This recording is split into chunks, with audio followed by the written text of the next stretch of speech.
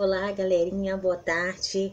Hoje eu estou aqui para indicar essa obra aqui para vocês. Olha, eu terminei de fazer a leitura dela no mês de março. Foi uma obra assim que mexeu muito comigo e eu não poderia deixar de registrar essa minha leitura indicando o texto para vocês. Antes de começar a falar da obra, eu quero mostrar para vocês essas outras duas aqui. Ó, Euclides e a Escravidão, do Laurentino, e deixar já uma pergunta para vocês. Vocês que já leram as três obras, qual o ponto de convergência que vocês conseguem enxergar entre esses três textos aqui? Talvez vocês encontrem até mais de um ponto de convergência de que eu encontrei, mas de imediato eu achei um ponto que converge, algo que elas têm em comum de semelhante. E aí eu gostaria de deixar essa provocação para vocês pensarem nisso também. Dito isso, eu gostaria de falar da obra, ressaltando três pontos importantes. O primeiro ponto é a questão da representatividade. O segundo ponto que eu gostaria de destacar nessa minha leitura é a questão dos temas variados, da variedade de tema que a autora vai tratar dentro da obra. E o terceiro ponto é a questão da história da literatura e como essa história da literatura é empacotada e chega pra gente até a escola. Como a gente aprende a aprender essa história da literatura. O primeiro ponto, eu coloquei ele porque quem lê sabe, né, que algumas obras acabam virando o xodózinho da gente porque a gente lê e parece que atravessa a existência da gente. Certamente essa será uma obra que eu vou ter que incluir nesse rol, né, de obras que me marcaram profundamente. Assim, poucas vezes na minha vida eu li um texto que eu consegui ver o meu contexto social e cultural representado ali dentro. Poucas vezes na minha existência eu abri um livro para ler e percebi que a história narrada ali dentro estava muito próxima da minha existência, do meu cotidiano, da minha realidade de vida. E esse livro é um desses, sabe?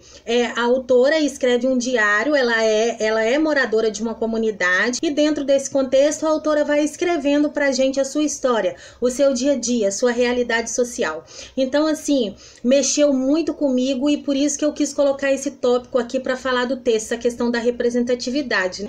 E aí eu queria deixar uma pergunta para vocês. Vocês acham que é importante quando a gente indica um texto ou alguma outra referência cultural para alguém, a gente prestar atenção nessa questão da representatividade?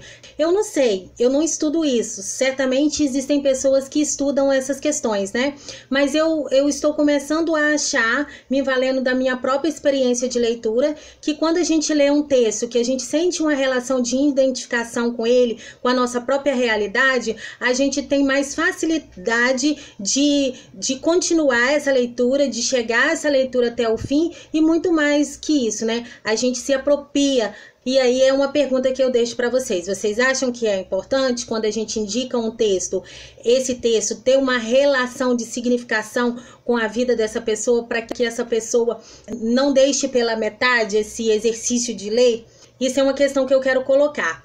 O segundo ponto que eu quero destacar com vocês é a questão da variedade dos temas. Por meio de uma linguagem muito simples, a autora ela toca sobre temas importantes e profundos da existência humana. Uma linguagem simples, mas com uma filosofia de experiência de vida profunda ali, gerada e nascida pela sua própria realidade. Então ela fala sobre alcoolismo, ela fala da fome com uma propriedade assim impressionante, ela fala sobre a questão da violência contra a mulher dentro das comunidades, ela fala sobre a questão da violência que as crianças sofrem dentro da comunidade e nos faz perceber o quanto que é sofrido a existência dos pequenos, né, dentro desse contexto. Fala sobre a questão da política, mostrando pra gente como as comunidades periféricas, né, refletem sobre as questões políticas do momento, discutem essas questões do seu dia a dia e é muito bacana.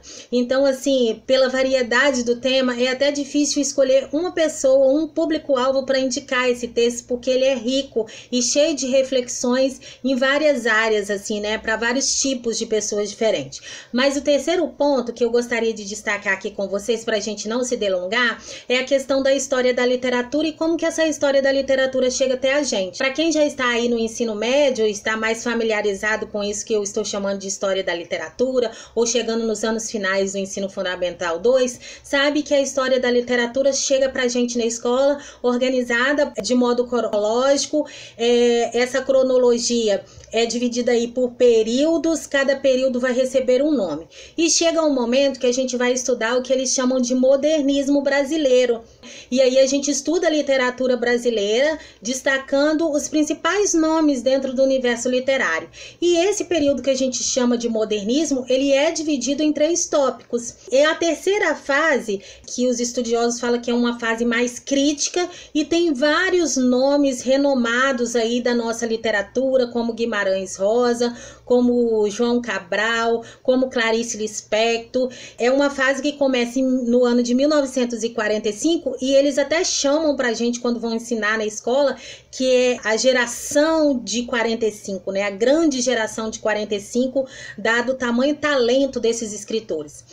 Só que quando eu comecei a ler Carolina Maria de Jesus, eu me lembrei do modernismo. Quando a gente estuda a história do modernismo em Portugal, a gente estuda um movimento que a gente chama de surrealismo. E quando eu comecei a ler a autora, eu senti a presença disso que a gente chama de surrealismo no texto da autora. Ainda que seja de modo muito orgânico, porque a autora não tinha noção dessas coisas a partir do universo de referencialidade dela.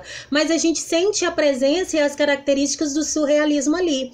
E aí eu fiquei me perguntando, poxa, por que na escola, quando a gente vai estudar literatura brasileira, modernismo e essa terceira fase, por que não indicam Carolina Maria de Jesus para a gente? Essa obra, certamente sendo estudada dentro desse terceiro período, que eu penso que cabe muito bem, com certeza seria apropriada pelos alunos, seria acessada pelos alunos com muito mais entusiasmo do que outros textos, não desmerecendo a qualidade e as características dos outros textos literários, como a Clarice Lispector, que praticamente tem como passar pelo modernismo brasileiro, a terceira fase, sem falar de Clarice Lispector. E é engraçado que Carolina, ela nasce em 1914 no interior de Minas Gerais, e Clarice Lispector nasce em 1920 na Ucrânia, e depois, por causa da questão das guerras que estavam acontecendo na Europa, ela vem para o Brasil. É engraçado que as duas autoras vão morrer no mesmo ano, em 1977. Na escola, a gente estuda tudo, ou quase tudo, sobre Clarice, mas a gente nem escuta falar sobre Carolina Maria de Jesus. E aí, é claro, não tem como a gente colocar essa questão aqui sem deixar de falar sobre a questão do racismo estrutural, da estratificação que existe dentro da sociedade brasileira, que a gente não se dá conta disso, das desigualdades sociais, e como que isso influencia a nossa forma de pensar e de conhecer, como que isso interfere no que a gente conhece e o que a gente não vai conhecer. O máximo que a gente escuta falar é de literaturas marginais, né? E aí, às vezes, a gente encontra esses outros textos, assim, dentro desse rótulo, né, de literatura marginal. Mas até o rótulo, né, é preconceituoso. E aí, assim, eu indico para vocês, eu acredito que vai valer muito a pena a leitura, por ser um livro que trata sobre vários temas complexos. Eu poderia indicar por um público vasto, aqui como professores de história, profissionais da área de ciências humanas em geral, o pessoal que são assistentes sociais, né, os psicólogos que trabalham com psicologia infantil.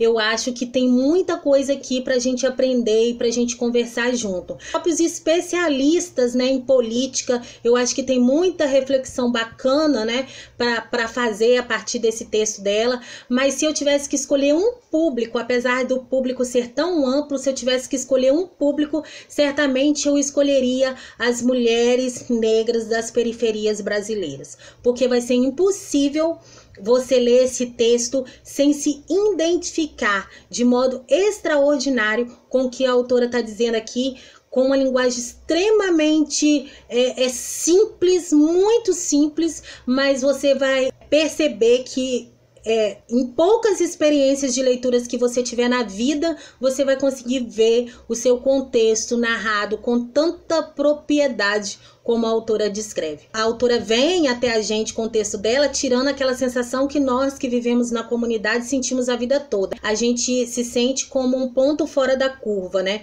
Como se estivesse à margem da sociedade. Aliás, o título do texto, Quarto de Despejo, é porque ela considerava, ela imaginava o lugar onde ela morava como se fosse um quarto de despejo da cidade. Era como se toda a cidade fosse uma grande casa e a favela fosse quarto de despejo dessa casa, né? O lugar onde as pessoas estão entulhados ali e que ninguém olha mesmo pra gente, né? A não ser quando tem um interesse muito específico. Então, assim, eu penso que super vale para discutir a questão da desigualdade social no Brasil, a questão da favela como um problema social, né? Dentro da nossa sociedade que perdura ao longo da nossa história. Então, assim, fica aqui a minha dica de leitura. Eu não vou falar mais, senão daqui a pouco esse vídeo vai estar com 20 minutos e aí vocês vão cansar de mim. Mas tá aí a minha dica para vocês, tá? Tchauzinho, muito obrigada.